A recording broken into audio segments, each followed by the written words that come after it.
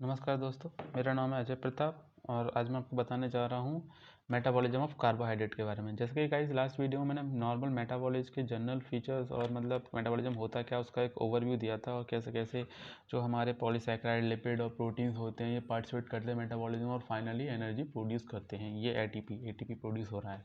ठीक है, तो हम स्टार्ट करते हैं मेटाबॉलिज्म ऑफ कार्बोहाइड्रेट से। 3 मेटाबॉलिज्म हमारे कार्बोहाइड्रेट, अमीनो एसिड्स और लिपिड्स है ना। तो सबसे पहले हम कार्बोहाइड्रेट के मेटाबॉलिज्म की बात कर रहे हैं क्योंकि हम नीट में जनरली ये पढ़ के आए होते हैं ग्लाइकोलाइसिस वगैरह, तो हम वही पढ़ते हैं मेटाबॉलिज्म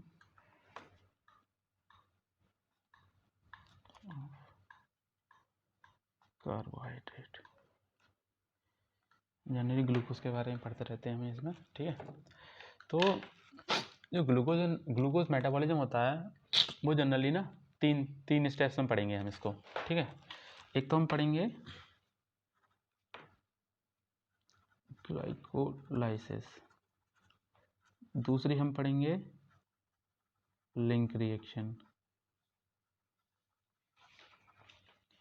और तीसरी हम पढ़ेंगे क्रेब्स साइकिल। तो हमारी गाइस ये जो वीडियो है वो हमारी ग्लाइकोलाइसिस के बारे में है। तो गाइस जैसा कि मैं लास्ट वीडियो में बता भी चुका हूँ कि जो क्रेब्स साइकिल जो होती है ना वो जो फाइनल और कॉमन ऑक्सीडेटिव पाथ पे होता है, चाहे वो कार्बोहाइड्रेट हो, फैट हो या अमीनो एसिड हो। ठीक है, तो जो क्रेब्स साइकिल तो होनी है, फिर चाहे वो मेटाबॉलिज्म कार्बोहाइड्रेट का हो या प्रोटीन का हो या फैट का हो। क्योंकि क्या होता है कि एसिटाइल कोए बनता है, जो एसिटाइल कोए बनता है वो इसका मतलब एक तरह से रिएक्टेंट होता है क्रेब्स साइकिल का, मतलब वहीं से रिएक्शन आगे की तरफ बढ़ती है। तो एसिटाइल कोए जो होता है वो तीनों के मेटाबॉलिज्म में बनता है, चाहे वो कार्बोहाइड्रेट का हो, फैट का हो, प्रोटीन का हो। ठीक है, तो हम बात स्टार्ट करते हैं ग्लाइकोलाइसिस। ठीक है गाइस, आप नोट्स के चक्कर में परेशान ना होइएगा। नोट्स इस वीडियो की जो डिस्क्रिप्शन होगी उसमें आपको पीडीएफ मिल जाएगी, उस वीडियो को आप डाउनलोड कर सकते हैं। तो ग्लाइकोलाइसिस बात करते हैं और इसमें कुछ इंपॉर्टेंट पॉइंट्स हैं, पहले वो लिख लेते हैं, उसके बाद ग्लाइकोलाइसिस जो हमारा प्रॉपर है उसको हम पढ़ेंगे। तो it is defined as the sequence of reactions converting glucose or glycogen into pyruvate or lactose. देखो, ग्लूकोज को दो प्रोडक्ट में कन्वर्ट करना। देखो, या तो क्या कहते हैं हमारा पायरुवेट बन जाए और लैक्टेट, इन दोनों को कन्वर्ट करने को ही हम ग्लाइकोलाइसिस कहते हैं। ठीक है, ग्लाइकोलाइसिस जो होती है वो एब्सेंस ऑफ ऑक्सीजन में होती है, मतलब ऑक्सीजन की ज़रूरत नहीं होती, occurs in absence of oxygen.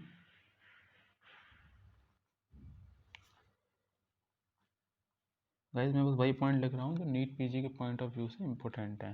ठीक है, वैसे थ्योरी तो आप बुक से पढ़ सकते हैं, मैं बस सबकी इम्पोर्टेंट पॉइंट्स के बारे में ही लिखूँगा। तो ये हो गई हमारी एनारोबिक प्रोसेस।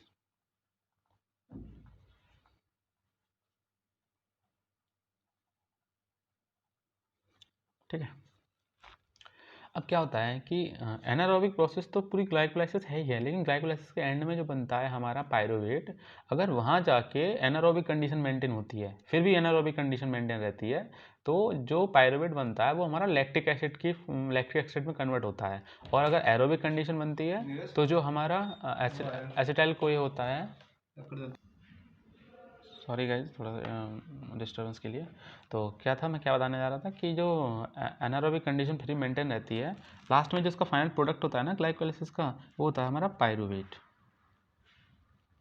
अभी जब मैं साइकिल बताऊंगा तो अच्छे से क्लियर हो जाएगा। पायरुवेट जाके दो कंडीशन, अगर इसे दो कंडीशन में ये अलग अलग चीज़ें बनाता है, एरोबिक और एनारोबिक। जैसे कि गाइस हम क्या करते हैं, हम रनिंग वनिंग कर रहे होते हैं, एक्सरसाइज कर रहे होते हैं, तो क्या होता है वो एनारोबिक कंडीशन मेंटेन हो जाती है मसल्स में। तो हमारी मसल्स में ना एक अजीब सा पेन होता है, क्रैम्प टाइम की प्रोड्यूस होता है। वो क्रैम्प इसलिए प्रोड्यूस होता है क्योंकि सफिशिएंट ऑक्सीजन नहीं मिल पाती, हम भाग रहे होते हैं, दौड़ रहे होते हैं, मेहनत कर रहे होते हैं। तो क्या होता है कि जो पायरुवेट होता है वो एनारोबिक कंडीशन में लैक्टिक एसिड में कन्वर्ट होता है, और एरोबिक कंडीशन मिल जाए तो फिर इसके मजे हैं, फिर तो ये क्या एसिटाइल को ये बना देगा। ठीक है गाइस, एसिटाइल को ये बना देगा। अब क्या है कि ये इम्पोर्टेंट चीज़ें हो गई हैं हमारी गाइस। जैसा कि आप जानते हैं कि जो एनर्जी प्रोडक्शन होते हैं वो हमारी एनर्जी माइटोकॉन्ड्रिया होता है। Mitochondria power house of the cell सुना होगा आप लोगों ने, ठीक है, खूब पढ़ते आए हम 8th 9th में, सबसे पहले यही पढ़ते थे। लेकिन अब बात करें आरबीसी की। आरबीसी में जैसा आप जानते हैं कि माइटोकॉन्ड्रिया एब्सेंट होता है, ठीक है, माइटोकॉन्ड्रिया एब्सेंट। अब भैया ये बताओ, माइटोकॉन्ड्रिया एब्सेंट है तो एनर्जी प्रोड्यूस करेगा कौन? ठीक है भाई, उनके पास एकमात्र साधन होता है, वो होता है हमारा ग्लाइकोलाइसिस। जो ग्लाइकोलाइसिस है ये प्रोड्यूस करता है एनर्जी।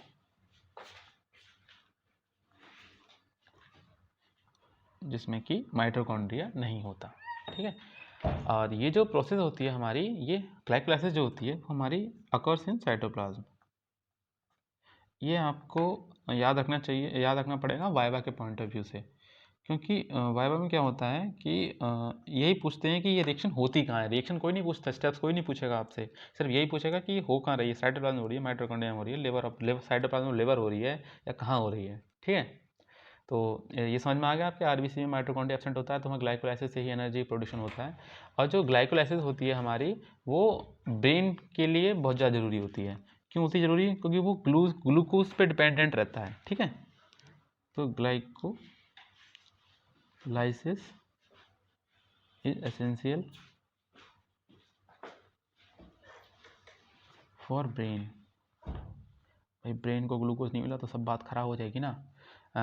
तो as depend on glucose for energy. तो कैसे, अब इसका जो दूसरा नाम है वो हम कह देते हैं ईएमपी पाथवे। तो ईएमपी पाथवे भाई क्यों कह देते हैं? अब ईएमपी पाथवे का मतलब होता है इसका एम्बडन मेयरऑफ, MEYERHOF मेयरऑफ पार्नस। तो ये हो गया ईएमपी पाथवे, ठीक है। और जो नॉन एसेंशियल अमीनो एसिड्स होते हैं उनके फॉर्मेशन में भी ग्लाइकोलाइसिस हेल्प करती है। फॉर्मेशन ऑफ नॉन एसेंशियल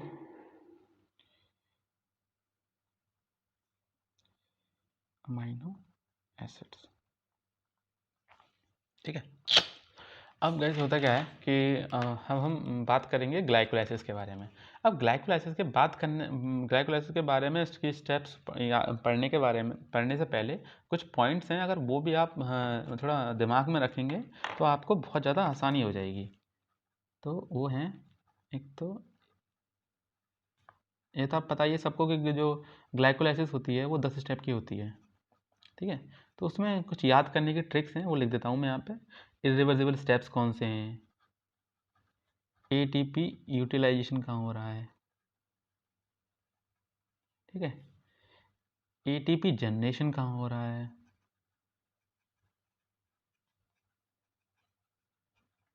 और हमारा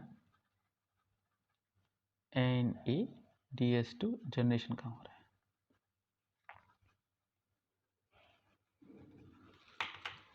ठीक है।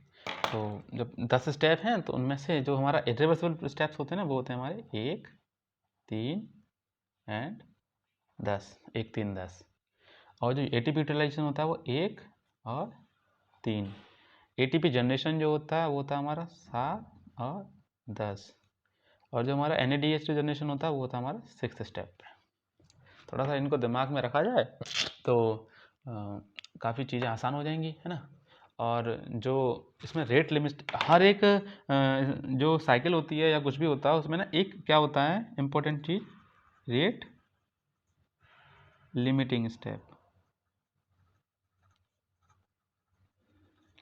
तो जो rate limiting step of glycolysis है वो है हमारा एंजाइमिक, जिसको हम कहते हैं फॉस्फोफ्रक्टोकाइनेज। तो वो हमारा एंजाइम हो गया फॉस्फोफ्रक्टोकाइनेज। ये आपको हर हाल में याद रखना होगा, क्योंकि जनरली यही पूछा जाता है, ठीक है, MCQ में। हम जल्दी से अब हमने सारी इंपॉर्टेंट चीज़ें पढ़ ही ली हैं, अब तो बस साइकिल याद करनी है और क्या है बचा, कुछ बचा ही नहीं है इसमें। तो हम पहले लिख देते हैं सारे स्टेप्स एक बार। ग्लूकोज ग्लूकोज 6-फॉस्फेट,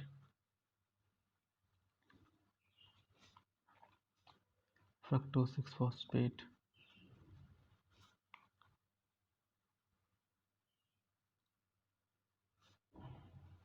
फ्रक्टोज 1,6-बाइफॉस्फेट,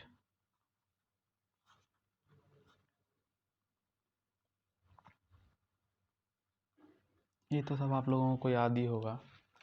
अब यहाँ आके दो प्रोडक्ट बन जाते हैं हमारे। एक बन जाता है हमारा डाईहाइड्रोक्सी एसीटोन फॉस्फेट,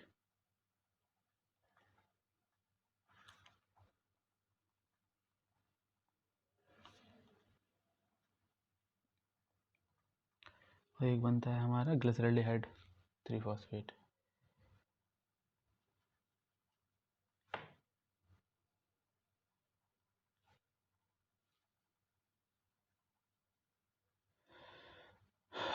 अब क्या हुआ कि जो ये हमारा ग्लूकोज था, ये हमारा वो दो चीज़ों में टूटा है। अब दो चीज़ों में टूटने के बाद ये 3 कार्बन मॉलिक्यूल है, ये भी 3 कार्बन मॉलिक्यूल है।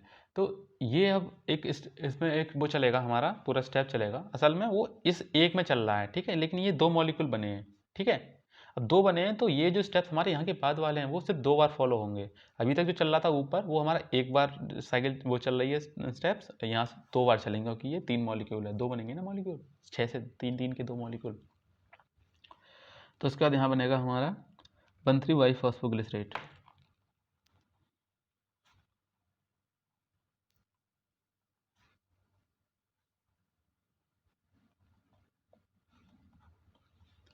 यहाँ बनेगा हमारा 3-फॉस्फोग्लिसरेट,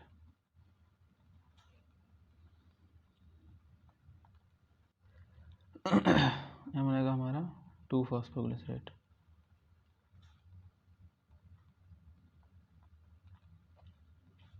यहाँ बनेगा हमारा फॉस्फिनॉल पायरुवेट,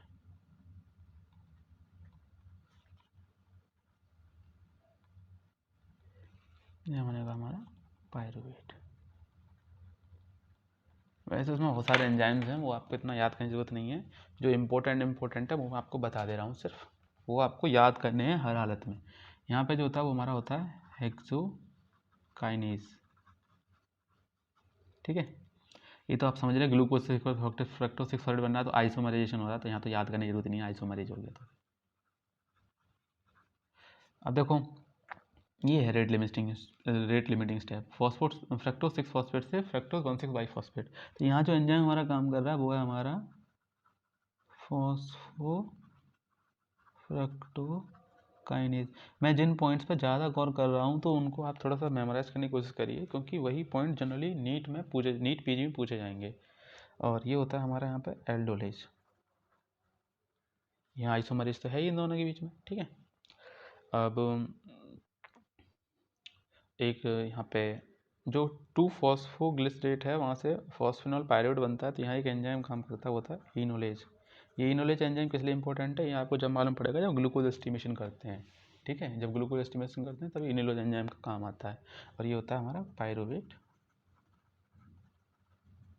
काइनेज। इतना एंजाइम तो आपको आना ही चाहिए, ठीक है। अब जैसे कि यहाँ पे फॉस्फोग्लिसरेट काइनेज हो जाएगा, ये सब काइनेज रिएक्शंस हैं, ठीक है, वो तो आप सब करते रहेंगे। और ये हो जाएगा हमारा आइसोमरेज। अब जो हमने लास्ट में लिखे थे कौन कौन से स्टेप इरिवर्सिबल हैं, ठीक है। तो 1, 3, 10। 1 जो है हमारा देखो इरिवर्सिबल है, एक ही तरफ जाएगा, सिर्फ एक ही तरफ, ठीक है। 3 हमारा कौन सा है, ये रहा, नंबर डालता हूँ 1, 2, 3, 4, 5, 6, 7, 8, 9, 10। तो हमने 1 बताया था इरिवर्सिबल, 3 है इरिवर्सिबल, यानी एक तरफ ये एरो रहेगा, और एक बताया था हमने 10, ये रहेगा हमारा इरिवर्सिबल, ठीक है गाइस। तो ये हो गया हमारा इरिवर्सिबल। अब क्या होता है कि इरिवर्सिबल हो गया। अब और मैंने क्या बताया था, एटीपी यूटिलाइजेशन कहाँ कहाँ हो रही है, तो एटीपी यूटिलाइजेशन हो रही थी 1 और 3 पे, ठीक है। तो यहाँ पे क्या होगा, एटीपी तो यूटिलाइज होगा और एडीपी बनेगा 1 और 3 पे। एटीपी तो यूटिलाइज हो रहा है और एडीपी बनना है, ठीक है। 2 एटीपी यूटिलाइज करवा दिए। अब यूटिलाइज करना, एटीपी जनरेशन भी तो हो रहा था 7 और 10 पे, 7 और 10 पे क्या हो रहा था, एडीपी से एटीपी बनना है, एडीपी से एटीपी बनना है। और 6 स्टेप पे क्या हो रहा था सर, हमारा जो हो रहा था NADH2 बनना था, ठीक है। तो NAD पॉजिटिव से NADH2 बनना था, ठीक है, ये बनना था हमारा।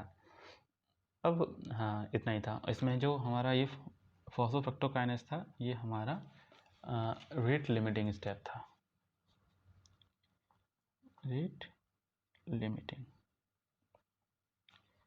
स्टेप, ठीक है। अब हो गया। अब इसमें केस पढ़ लेते हैं हम, जैसे कि जो हमारा पायरुवेट होता है, ठीक है। पायरुवेट जो अंडर जो एनारोबिक कंडीशन होती है, पायरुवेट एनारोबिक कंडीशन,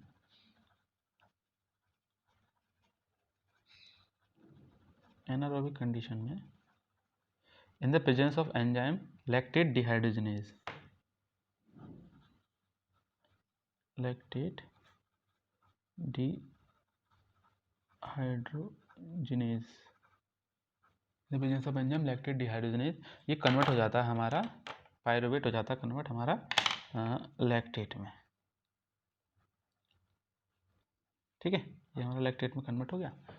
अब होता क्या है, जब पायरुवेट हमारा लैक्टेट में कन्वर्ट होता है, तो वैसे तो हमारी जो प्रोडक्शन ऑफ एनर्जी जो होती है ना, वही 5 ATP होती है, ठीक है।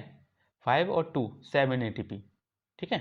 वो मैं आपको एनर्जेटिक्स बताऊंगा तो समझ में आएगा, लेकिन फिलहाल भी यहाँ पॉइंट आ ही गया है तो क्लियर कर देते हैं। तो जैसे कि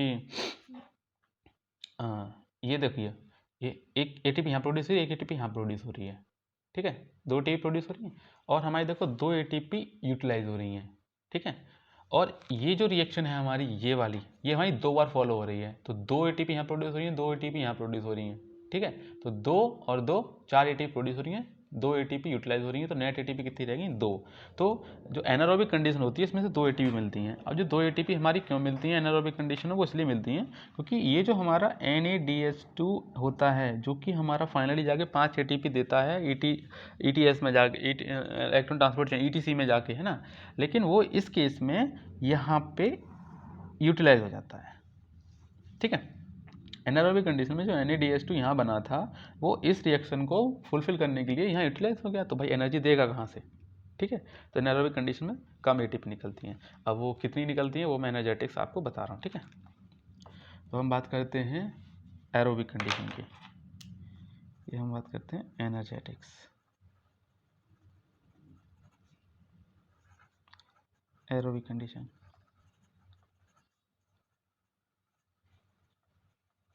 अब एरोबिक कंडीशन में क्या क्या हमारा बना, देखो 2 ATP यूटिलाइज्ड, 4 ATP फॉर्म्ड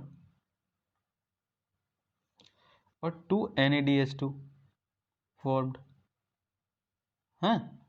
और 2 NADH2 फॉर्म हुए थे, वो 2 इंटू 2.5, क्योंकि एक NADH2 2.5 ATP देता है, तो 2.5 इज इक्वल्स टू 5 ATP, ठीक है। तो ये तो हो गए सर हमारे घटने वाली चीज़ें, और ये हो गई हमारी बढ़ने वाली चीज़ें। तो क्या हुआ, 2 ATP यूटिलाइज हुए हैं तो इसको हम नेगेटिव साइन दे दे रहे हैं, और ये हमारे दोनों ऐड हो रहे हैं तो इसको हम पॉजिटिव साइन दे दे रहे हैं। तो जो नेट ATP होगा हमारा, नेट ATP होगा, वो होगा हमारा प्लस के 4 प्लस 5 माइनस 2, ठीक है। तो 4 और 5 9 में से 2 गए, 7 ATP टोटल जनरेट होंगे एरोबिक कंडीशन में। अब हम बात करते हैं एनारोबिक कंडीशन की। तो हमारी एनारोबिक कंडीशन है उसमें जैसा कि मैंने आपको बताया था अभी कि जो NADH2 यहाँ फॉर्म हुआ था 6th स्टेप पे, वो NADH2 पायरुवेट से लैक्टेट में कन्वर्ट होने के लिए यूटिलाइज हो गया। जब यूटिलाइज हो गया तो तो फिर 2 हमारे NADH2 कम रह गए ना, ठीक है। तो फिर क्या क्या मिला, ये सब चीज़ यहाँ मिली थी ना, तो यहाँ मिलेगा हमें सिर्फ 2 ATP यूटिलाइज, भाई ये तो कॉमन रहेगा ऊपर भी नीचे भी, ठीक है, और 4 ATP फॉर्म्ड, क्योंकि जो हमारे 7 और जो हमारे 10 पे ATP बनना है वो 2 स्टेप है ना, तो 4 ATP फॉर्म हो जाएंगे। तो ये तो हो जाएगा हमारा नेगेटिव साइन, क्योंकि यूटिलाइज हो रहा है, ये हो रहा है हमारा पॉजिटिव साइन, ठीक है। अब हम बात करते थे नेट ATP की। नेट ATP जो होगा वो हमारा होगा प्लस का तो 4 हो जाएगा, माइनस का 2 हो जाएगा, तो इज टू 2 ATP। तो इसलिए मैंने कहा था कि एनारोबिक कंडीशन में ATP कम बनते हैं।